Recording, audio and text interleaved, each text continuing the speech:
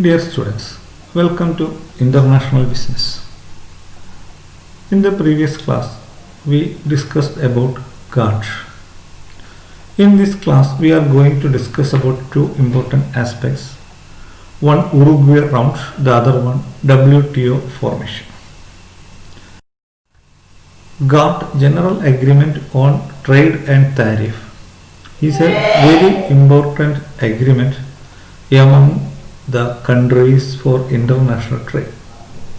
For discussing the relationship between the countries and the tariff and non-tariff barriers, negotiations were held periodically. 7 rounds of discussions were held and 8th round of negotiation were held in 1986. അപ്പോൾ 86-ൽ 8th round 7 round കഴിഞ്ഞ് Uruguay round എന്ന് പറയുന്ന round ഉറുഗ്വേയിൽ വെച്ച് നടന്ന ഗാട്ടിൻ്റെ ഉച്ചകോടി 1986 ആരംഭിച്ചു. അപ്പം എല്ലാ 4 വർഷം കൂടുമ്പോഴും ഈ ഡിസ്കഷൻസ് നടക്കും. അത് പ്രധാനമായിട്ടുള്ള എല്ലാ കാര്യങ്ങളും ചർച്ച ചെയ്യുന്ന ഡിസ്കഷൻസാണ്. അപ്പോൾ ഉറുഗ്വേ റൗണ്ട് 1986-ൽ കൂടി. Due to the complexities, new topics to be included in the international trade, especially services, agriculture, all these things, there are detailed discussions and so many arguments against it and arguments in favor of it. About conflict of the member countries suffered so many difference of opinion.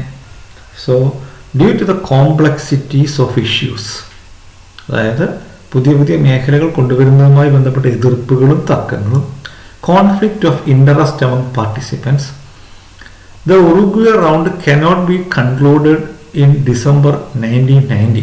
4 വർഷം കൊണ്ടും അത് പൂർത്തിയാക്കുവാൻ കഴിഞ്ഞില്ല. അപ്പോൾ Uruguay round is a discussion according to the GATT regarding the multilateral trade negotiations. അപ്പം 90 ആയപ്പോൾ ഇത് തീരാതെ വന്ന സമയത്ത് ഈ ഉറുഗ്വേ റൗണ്ടിൻ്റെ ഡിസ്കഷൻസ് കൺസോളിഡേറ്റ് ചെയ്യാനായിട്ട് ഒരാളെ ചുമതലപ്പെടുത്തി. അദ്ദേഹത്തിൻ്റെ പേരാണ് Arthur Dunkel. He is the director general of GATT. Presented a draft for discussions among the members. അപ്പം ആ 4-5 വർഷത്തെ ചർച്ചകളുടെ സംഗ്രഹം വളരെ വിശദമായ ഒരു റിപ്പോർട്ടായിട്ട് അദ്ദേഹം പ്രിപ്പയർ ചെയ്തു. ആ റിപ്പോർട്ടിൻ്റെ പേരാണ് ഡങ്കൽ ഡ്രാഫ്റ്റ്. ഈ ഡങ്കൽ ഡ്രാഫ്റ്റ് എന്ന് പറയുന്നത് it is a very important document regarding the formation of WTO. അപ്പം this was replaced by an enlarged and modified final text which was approved by the delegations from member countries of GATT in 1993. അപ്പം ഈ ഡങ്കൽ draft പിന്നെയും ചർച്ച ചെയ്യുകയും അതിൽ നിർദ്ദേശങ്ങളും ഭേദഗതികളും വരുത്തുകയും ചെയ്തതിന് ശേഷം 93-ൽ അത് എല്ലാവരും അംഗീകരിച്ചു. അപ്പോൾ ആ 86-ൽ ആരംഭിച്ച ചർച്ചകളുടെ കൺക്ലൂഷൻ നടന്നത് അത് 93-ൽ അത് അപ്രൂവ് ചെയ്തു. അത് ഫൈനൽ ഡ്രാഫ്റ്റ് എല്ലാ രാജ്യങ്ങളും ഒപ്പിട്ടത് 1994 ഏപ്രിൽ 15-ലാണ്. അപ്പോൾ ഉറുഗ്വേ റൗണ്ട് എന്ന് പറയുന്ന ഗാട്ടിൻ്റെ ഡിസ്കഷൻസ് പൂർത്തിയായത് ഏകദേശം 8 വർഷത്തിന് ശേഷമാണ്.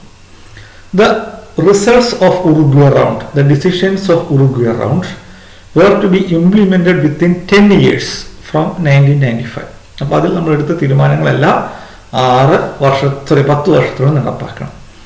അപ്പോൾ നമ്മൾ മനസ്സിലാക്കേണ്ട ഒരു കാര്യം, ഈ ഗാട്ടിൽ പ്രധാനമായും ചർച്ച ചെയ്യുന്ന tariff and non tariff barriers regarding goods.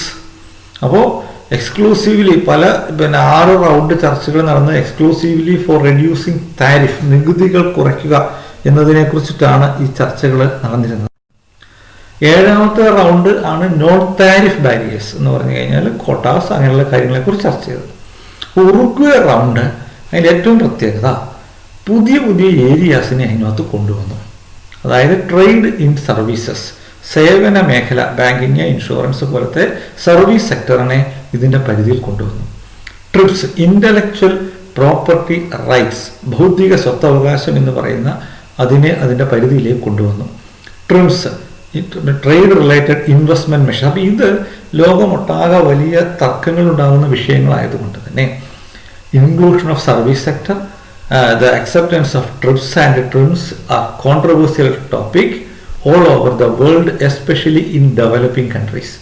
But developing countries are having so many doubts or apprehensions regarding the Uruguay route. അപ്പോൾ ഇപ്പോൾ എന്താണ് ഈ പിന്നെ ഡെവലപ്ഡ് രാജ്യങ്ങൾക്കാണ് ഇതിൻ്റെ ബെനിഫിറ്റ് കിട്ടുന്നത്, ഡെവലപ്പിംഗ് കൺട്രീസിന് അതിൻ്റെ ബെനിഫിറ്റ് കിട്ടുന്നില്ല എന്ന് പറഞ്ഞിട്ട് the developing countries are having so many doubts regarding the Uruguay round final decision.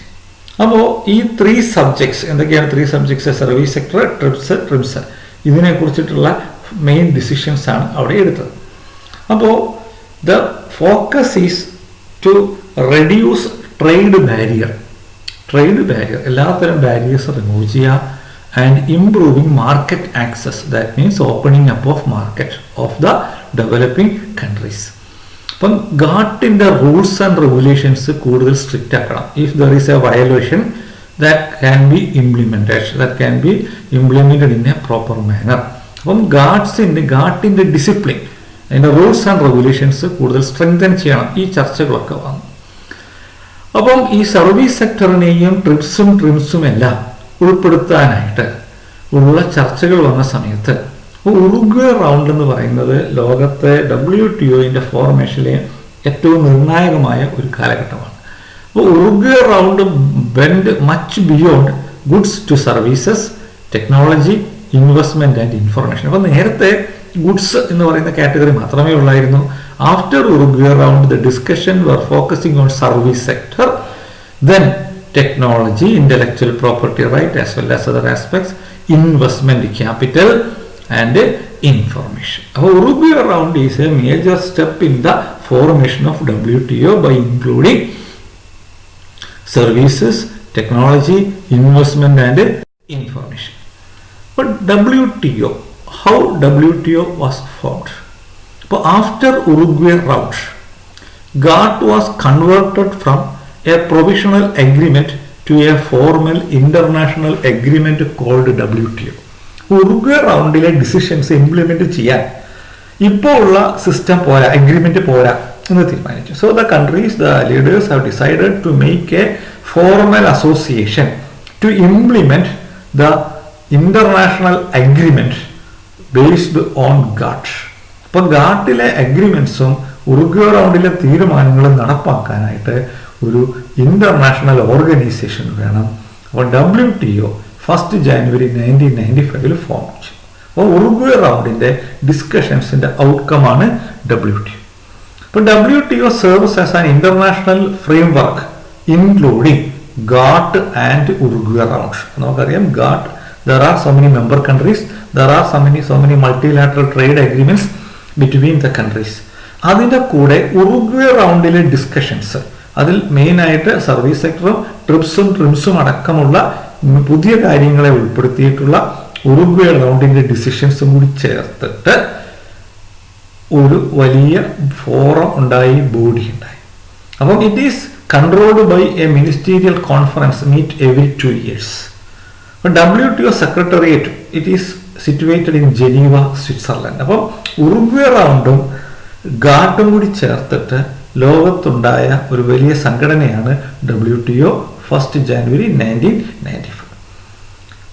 അപ്പോൾ WTO വന്ന സമയത്ത് ഗാട്ടിലുണ്ടായിരുന്ന പല പ്രൊവിഷൻസും എന്ത് ചെയ്തു, മാറ്റി. ഫോർ എക്സാമ്പിൾ ഇപ്പോൾ ഗ്രാൻഡ് ഫാദർ ക്ലോസ് എന്ന് പറഞ്ഞു കഴിഞ്ഞാൽ ഇപ്പോൾ ഈ ഗാട്ടിൽ വരുന്നതിന് മുൻപ് ഏതെങ്കിലും ഒരു രാജ്യത്ത് ഗാട്ടിൽ പറയുന്ന അഗ്രിമെന്റിന് വിരുദ്ധമായ ഒരു കാര്യം അവിടെ ഉണ്ടെന്ന് വെച്ചോ, അത് അവിടെ നിലനിൽക്കുമായിരുന്നു. പക്ഷെ ഇപ്പോൾ WTO വന്നതിന് ശേഷം എല്ലാ റൂൾസ് ആൻഡ് റെഗുലേഷൻസും ഏതിന് അനുസരിച്ച് മാത്രമായി മാറി, WTO റൂൾസിന്. അതാണ് superior rule. All the countries have to change their rules. അപ്പം ഗാട്ടിലുള്ള ക്ലോസുകൾ മുഴുവൻ, മിക്കവാറും എല്ലാ ക്ലോസുകളും മാറ്റി WTO പുതിയ റൂൾസ് ആൻഡ് റെഗുലേഷൻസ് കൊണ്ടുവന്നു. അപ്പം the situation after the formation of WTO is called GATT is dead, long live the GATT. ഒരു കൊട്ടേഷനാണ്. GATT എന്ന് പറയുന്ന പഴയ ഓർഗനൈസേഷൻ അത് ഇല്ലാതെയായി. But long live the GATT through WTO. The WTO is formed from GATT and the discussions in Uruguay round. So the GATT will live through WTO. In the old system there were two GATTs. രണ്ട് GATT ഉണ്ടായിരുന്നു. അതായത് GATT the agreement and GATT the organization. Agreement between member countries, multilateral and plurilateral agreements between the countries. GATT the agreement. Then there is a committee to implement the decision. അതാണ് GATT the organization. After the organization of WTO, formation of WTO, GATT the organization ceased to. അത് ഇല്ലാതെയായി. GATT the organization ഇല്ല. ഏത് മാത്രമേ ഉള്ളൂ? GATT the agreement മാത്രമേ ഉള്ളൂ. അപ്പോൾ GATT the agreement continues with GATS and TRIPS. GATS means General Agreement on Trade in Services. GATS, GATS, General Agreement on Trade in Services, and TRIPS, Trade Related Intellectual Property Rights. അപ്പോൾ TRIPS. അപ്പോൾ ഈ രീതിയിലുള്ള പുതിയ modifications വന്നു. അപ്പം WTO എന്ന് പറയുന്നത് GATT plus a lot more new areas including technology, finance, flow of capital and so many others. So WTO is an outcome of GATT. WTO is an outcome of GATT plus the Uruguay round, including the decisions in the Uruguay round. What are the main differences between GATT and WTO? So GATT is a temporary arrangement, ad hoc and provisional, but WTO is a permanent structure. It is a permanent organization. Then in GATT there are contracting parties, there are agreements. So the members are known as contracting parties, but in WTO there is members, all are member countries. Then in GATT it allows existing domestic rule is against GATT provision. നേരത്തെ പറഞ്ഞ grand close ആണ്. ഇപ്പോൾ ഒരു രാജ്യത്ത് അവിടെ GATT പ്രൊവിഷന് പിന്നെ പണ്ടേ ഒരു നിയമമുണ്ട്, that is against GATT. It will continue. അതാണ് existing domestic rule is against GATT provision, it will allowed. But in WTO it does not permit. അപ്പോൾ നമ്മുടെ രാജ്യത്തൊക്കെ പുതിയ പുതിയ പല നിയമങ്ങളും വന്നത് WTOന്റെ സബ്സിഡി വെട്ടിക്കുറയ്ക്കണം. For example, it is implemented in our country due to the WTO membership, but does not permit in WTO. GATT is a less powerful or weak dispute settlement system. അവർക്ക് അത്ര സ്ട്രോങ് അല്ല ഒരു system ആയിരുന്നില്ല, ഒരു weak system ആയിരുന്നു. But WTO is a very powerful and very faster dispute settlement forum. അപ്പം GATTിൽ നിന്ന് WTOയിലേക്കുള്ള transformation. So in the coming classes we will discuss about the functions of the WTO and other important roles. Okay, thank you.